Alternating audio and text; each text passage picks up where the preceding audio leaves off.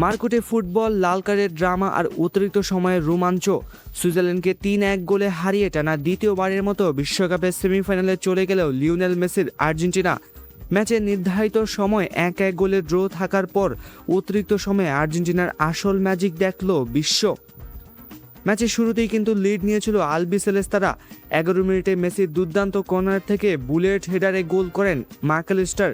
প্রথমার্ধে আর্জেন্টিনার দাপট দেখালো, দ্বিতীয় হাফে ঘুরে দাঁড়ায় সুইজারল্যান্ড। লিসান্দ্রো মার্টিনেজের এক ভুলে বড় বিপদে পড়েছিল দল। তবে দেয়াল হয়ে দাঁড়ান বাজপাখি এমিলিয়ানো মার্টিনেজ, কিন্তু শেষ রক্ষা হয়নি। দান এনান্দোর দুর্দান্ত শটে সমতায় ফিরে সুইসরা।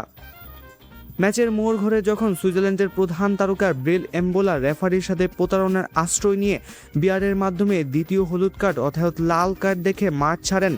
10 জনের সুইজারল্যান্ডের বিপক্ষে নির্ধারিত সময়ে আর গোল না হলে খেলা গড়ায় অতিরিক্ত সময়ে দ্বিতীয় হাফে আসে সে মহেন্দ্রক্ষণ।